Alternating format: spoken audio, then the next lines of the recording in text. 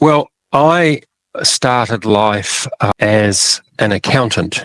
I'm degree qualified as an accountant, but I also majored in management studies. So that's where I have my higher education, but that was so long ago that I can't even remember doing it.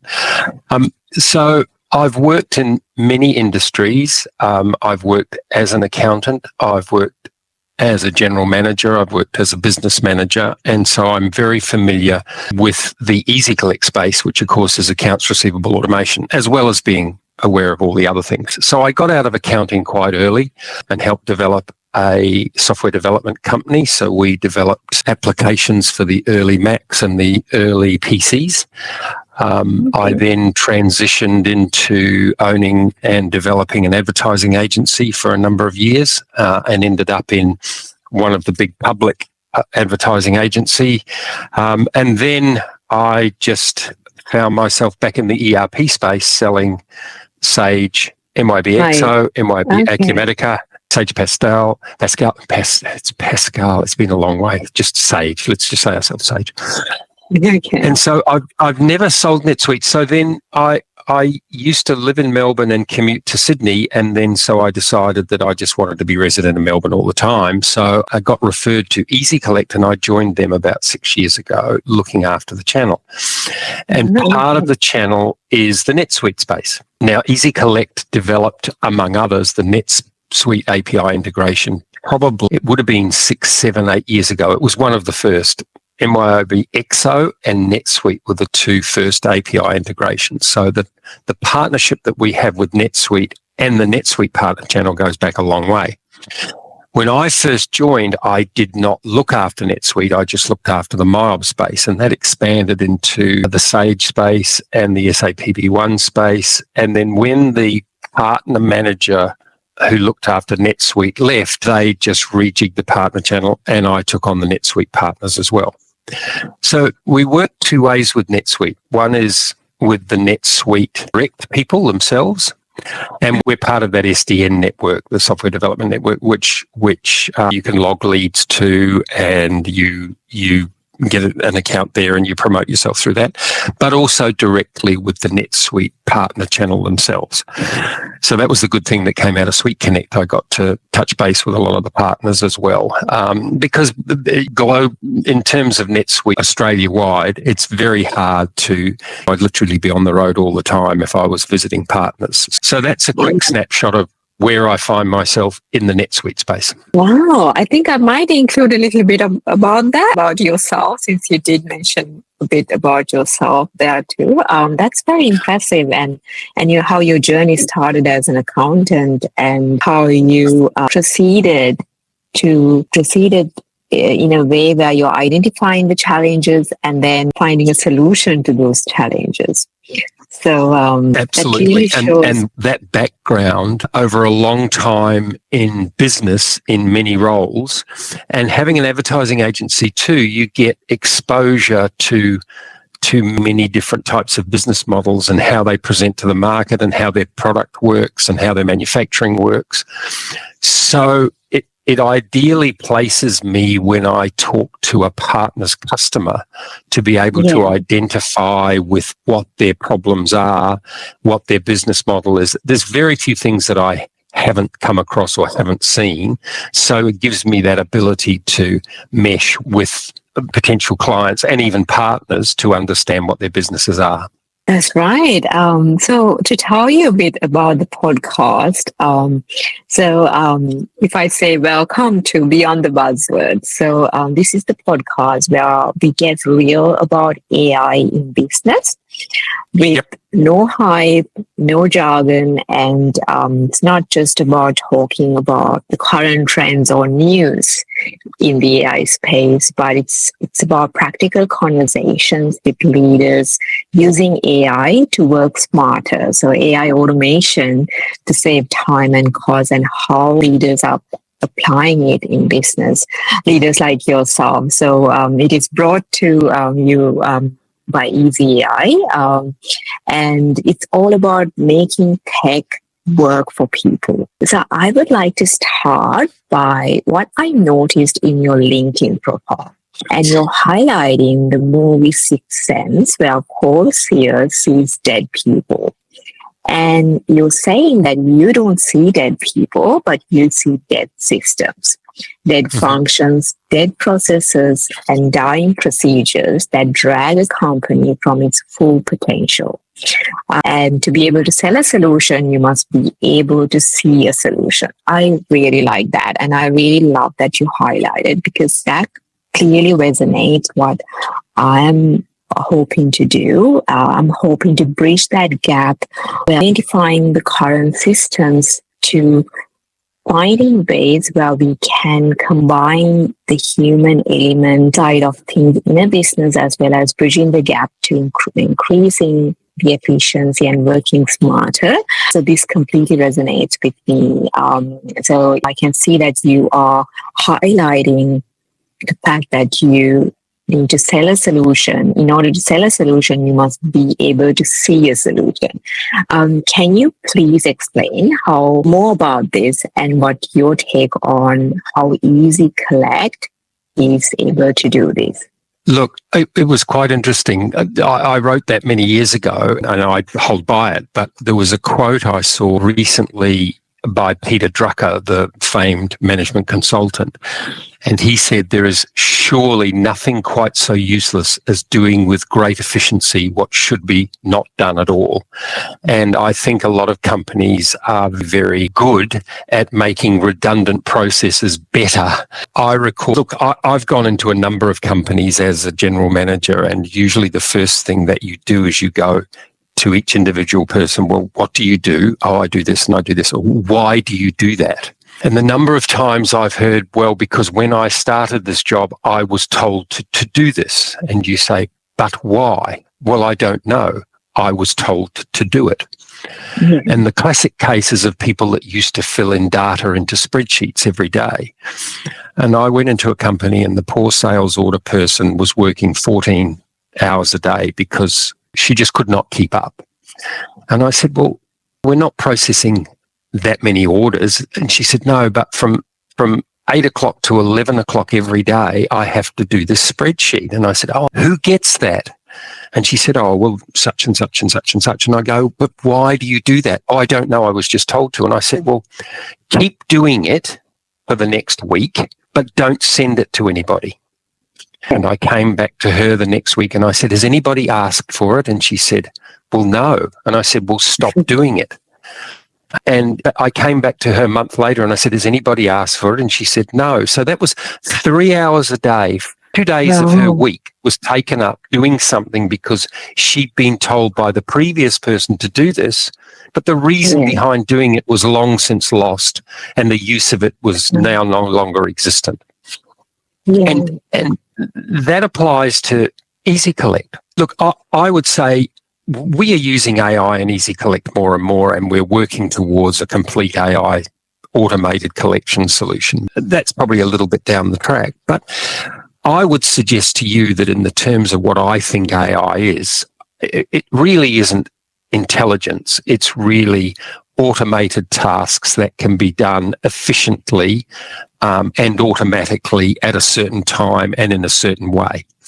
Yeah. And so as far as I'm concerned, ezyCollect has always been artificially intelligent by mere fact of the fact that it can say, this invoice is due next week. I'm going to automatically send out a pre-reminder based on the fact that this is a good customer, based on the fact that I know Jan, and I'm going to say, hey, Jan, your invoice 4186 is due next week. And then 5 or 6 days after that, if the money still hasn't going to be paid, I'm going to send another reminder. And then I'm going to send an SMS. And then I'm going to schedule a physical phone call by one of the AR staff to call Jan and say, why isn't your bill being paid? So all that is an automated workflow. Now, having worked with accounts receivable people in a number of roles, one of the things they hate doing most is collecting money. They're quite happy for NetSuite or Acumatica to send out a dunning letter. They're happy to send out an email, but they hate picking up the phone and confronting people and saying, you owe us money. So by doing all these things in an automatic way with ezyCollect, using an intelligent algorithm and an intelligent workflow, we basically then save a lot of those steps. And as I say to people that I'm talking to, I've also worked in accounts payable. So I know a dunning letter that's coming out of a system and I know I can ignore it. You can recognize system dunning letters just from the email address they come from, the tone of the email, because they're just, hello, insert name here, your invoice is due, please pay. And so you can just ignore those. Whereas with ezyCollect, we have more nuance to it. So there's different templates for different classes of customer, for different phases of where it goes through. And they all come from Denali at EasyAI. So they don't come from a spammy type address. So all that type of intelligence. And then that flows through into the direct debit payment system, which says, well, we're not going to give you an account unless you pay us by direct debit. And then the day the invoice is due, we just go to their bank account and take the money. So we're using that sort of intelligence as well.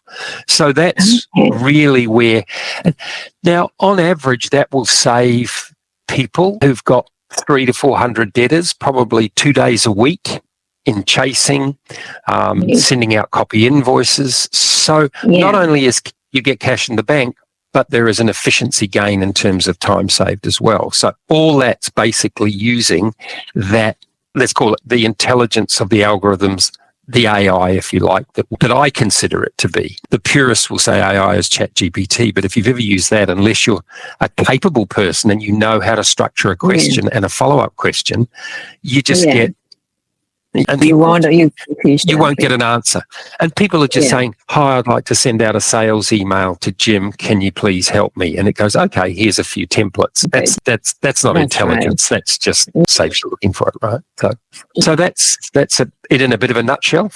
25 words or more, not less. Very impressive. And I really like how you highlighted the number of hours you'll be saving. And I think it's one of the main problems faced by many when having to chase after the invoices. So that takes a lot of time, especially when chasing usually involves having to pick up the phone and making that call, right? How do you propose ezyCollect applying to those businesses where they do necessarily think that we need to chase them via phone calls?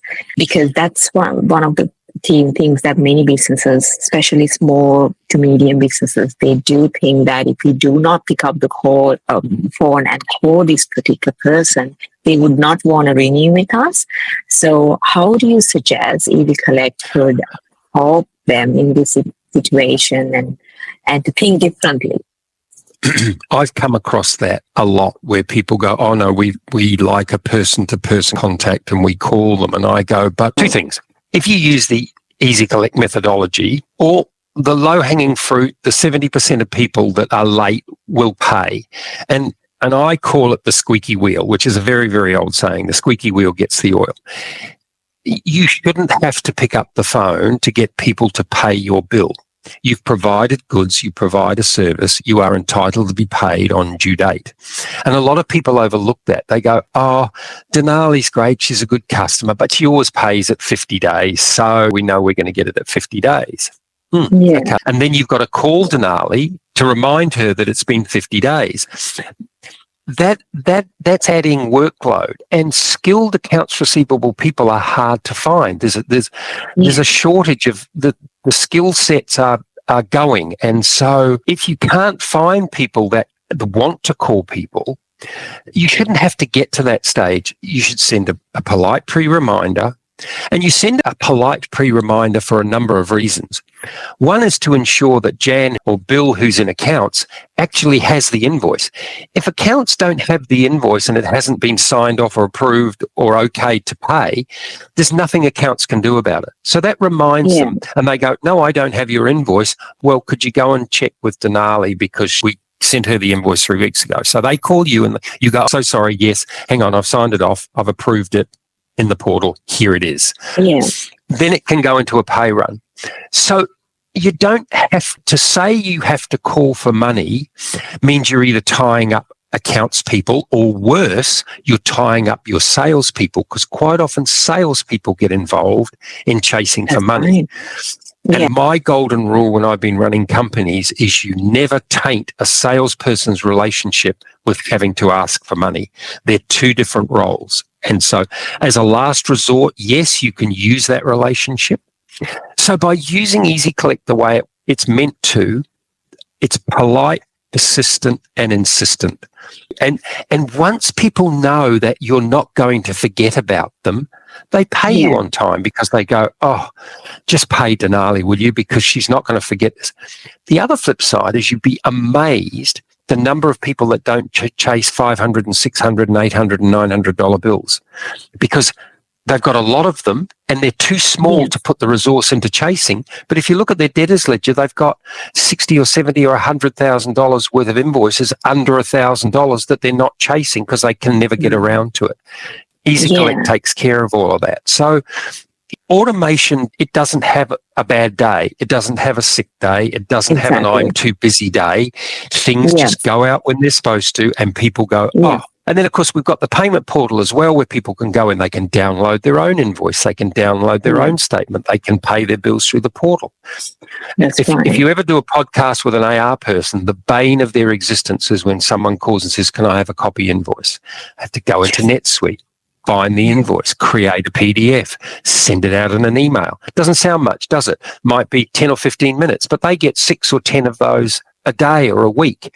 And suddenly there's another 3 or 4 hours of wasted time. So that's where automation starts freeing up people to do really productive stuff rather than chasing money, which is it's a very time-consuming, tedious job. People hate it. Exactly. It's not nice. That's right. I completely understand and agree when it comes to automation. We are automating those tasks where it is completely manual, completely monotonous. And if it's not that we can't do it manually, it's just that working smarter needs to be prioritized, and allocating that time for high ROI activities is the goal here. So that's why my mission behind AI and automation is to be able to give people the freedom and leisure to allocate their time to what they like to do the most and also prioritize those high ROI activities. And of course, there might be people who like to do this monotonous tasks if they are. But at the end of the day, the society is heading towards a more efficient, more an environment where freedom to do what you like to do the best is prioritized and is given more emphasis to work on things that matter the most. So that's why I'm standing behind it and automation and finding ways to automate all the manual tasks. So if I were to ask you the question, who's your ideal client, ICP, if you know the term? I'm going to differentiate from what ezyCollect's ICP is because we have a certain group of ICPs that we sell more to. Okay. And so we have not more experience with them, but they suit. An ideal ICP for automated collections is basically, do you trade on terms? Do you send an invoice out to someone and expect them to pay in 7, 14 or 30 days? Now, as long as they're not Coles or Woolworths or Bunnings or the government who have their own structures for paying, and if Coles tell you they'll pay you on 60 days, then you can take that to the bank. And I can send 1,000 emails to you. And so if you trade on terms, if you've got high volume, low value invoices on terms, that makes it even better. And so because you end up with a whole bunch of $50 and $100 and $250 invoices, and that by the time you've chased them, if you allocate an hour, each one takes an hour and a half to invoice and chase, and you've made a 30% margin, you've made $75 and spent $150 getting the money. So it's not worth it. Whereas if you use automation, it is. So that's the criteria for me. If you trade on terms, if you don't have a 24/7 payment portal, because a lot of smaller businesses, they go home, they have dinner, they put the kids to bed, and then they sit at the kitchen table and they pay their invoices. And once you use ezyCollect, the invoice turns up with a nice Pay Now button on it that you push, takes you to the portal, you see all the invoices you want to pay, you pay by EFT or you pay by credit card, or if we set you up with direct debit, you don't have to do anything, we just come and take the money. So they're the people who I look to that have a pain point. They have staffing issues, so they don't. It's not that they want. It's not that they don't want to spend the time collecting. They just don't have the people. And so an AR person's job of getting out invoicing and making sure that people are billed is probably far more important to them than getting paid. So now, in terms of ezyCollect, our ICP is construction supply, food and beverage, because again, they trade on terms. Small manufacturing companies, they trade on terms. So it comes back to my macro of, do you trade on terms? Have you got invoices? And do you have a high outstanding amount? If you've got more than 5% that's constantly overdue, and a lot of people think 20 to 25% is okay outside of terms. And on $1 million ledger, that's $250,000 to 300,000 floating around. So again, and I find too that you have to understand this. If you look at a balance sheet, it says current assets, and under that it will say debtors and it will say inventory. And the only way to get cash quickly into your business is through current assets. So if you've got 250,000 sitting there overdue, that's money that should be in your bank. This is the beauty of direct debit. If everybody was on direct debit, then I'd pay you on the 20th, you'd pay Jim on the 20th, Jim would pay Sally on the 20th, Sally would pay me on the 20th, and everybody would be happy. But it just takes one of them not to pay and everything collapses. And so they're the signs I look for, overdue, big labour, time to constantly chase, trading on terms.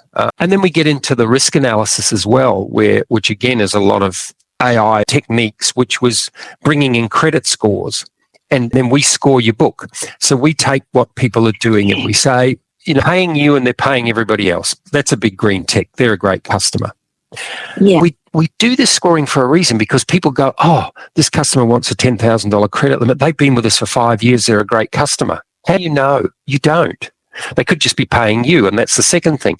They're paying you, but they're not paying anybody else, which means that you're either the supplier of last resort or you're mission critical. But it still leads to the fact that they're not sound, because there's only a certain time before they don't pay you either. Then there's not paying you and not paying anybody. Well, that's a big red flag. You should be reducing credit limits. You should be putting them on pay up front. You should be getting inventory back.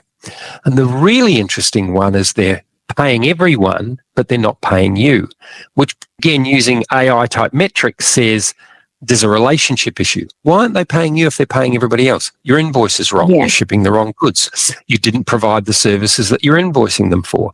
You've upset someone there and they're just not paying you. So that's get the sales or accounts people to go, account managers to go in straight away and go, hey, what are we doing wrong?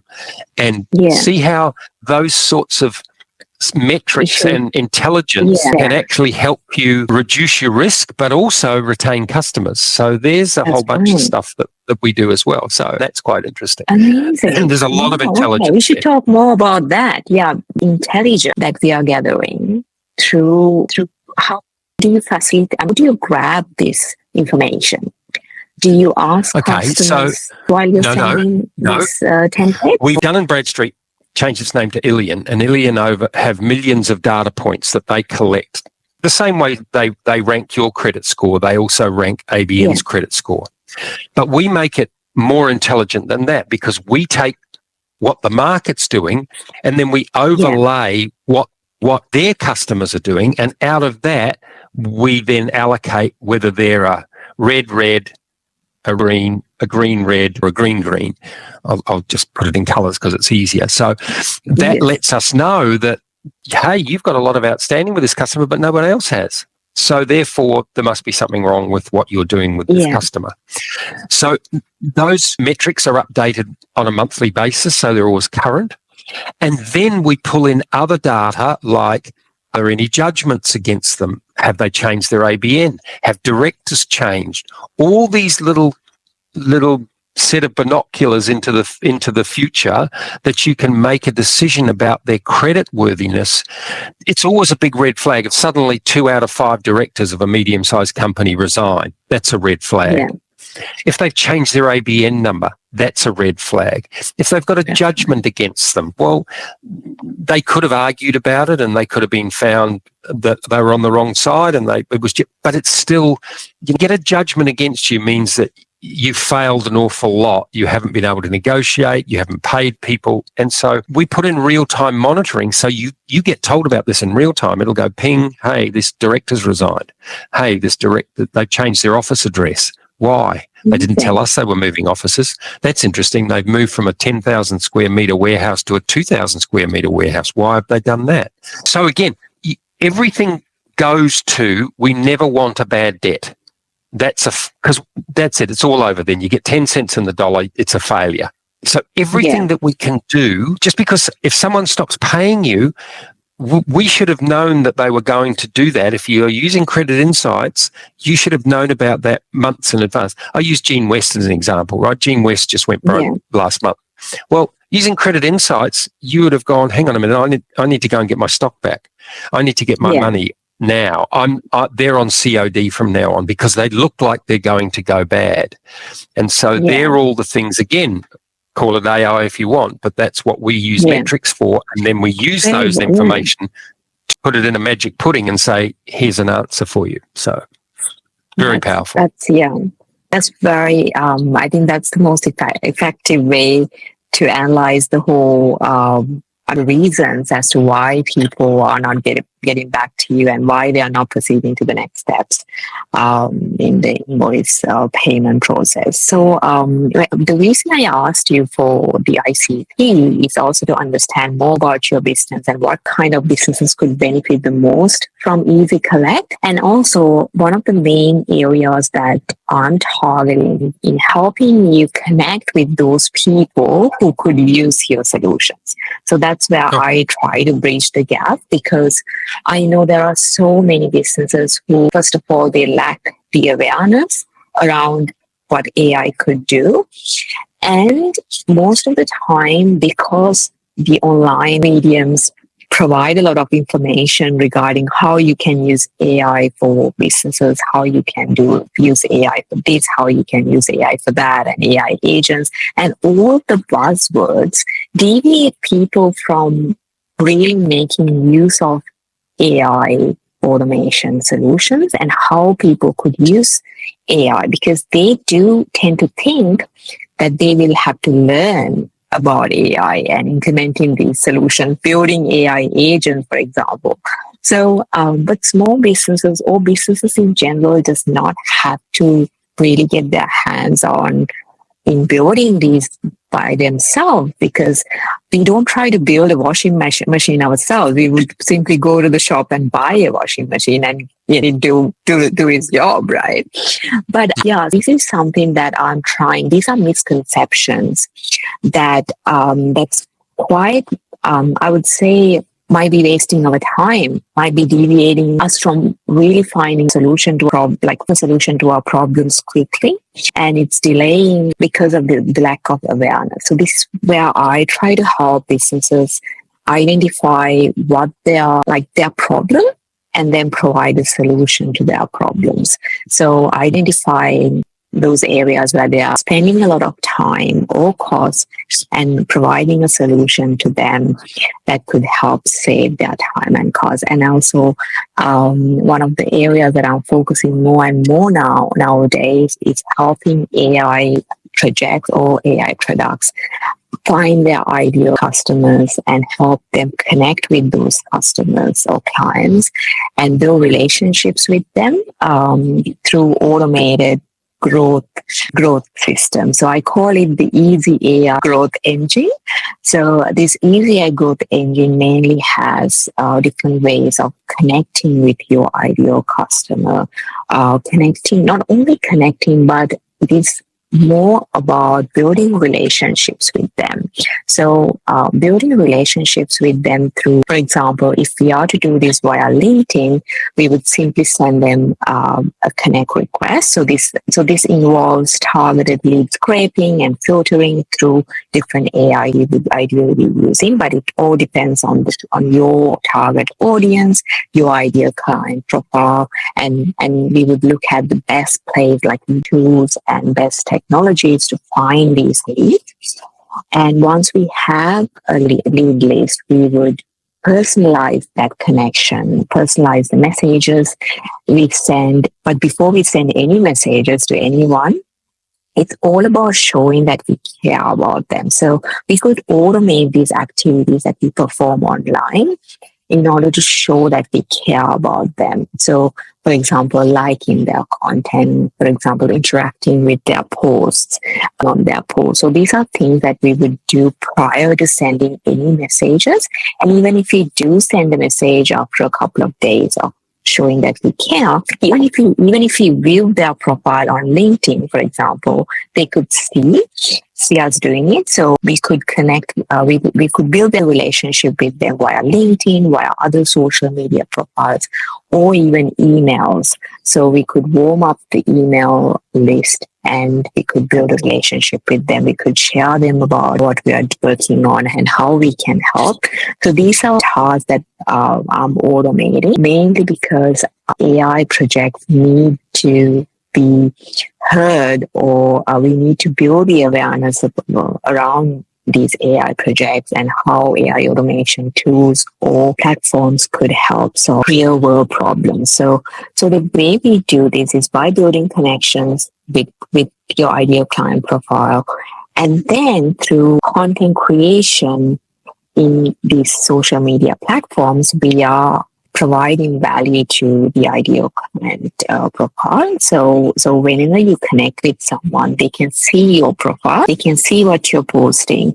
So addressing every single problem that they are facing through content. We have several buyer types. We use buyer psychology in order to create the most effective content and repurposing and scheduling this content in order to make sure that we are covering all angles, from highlighting the problems and providing a solution. And not only that, who's behind this brand? For example, Graham, about you, how your journey, your mission, your purpose, and your values play a direct impact when someone is interested in working with you.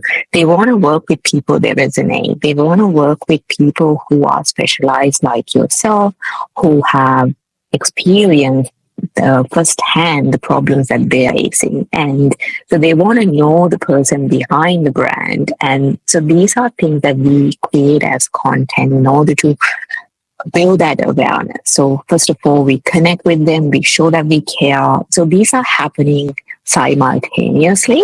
So once this process is done consistently on a consistent basis, we are organically converting these prospects to clients. That's the idea. So this strategy is based on my experience. So I have been working with the social media platforms for my businesses and helping other businesses do the same.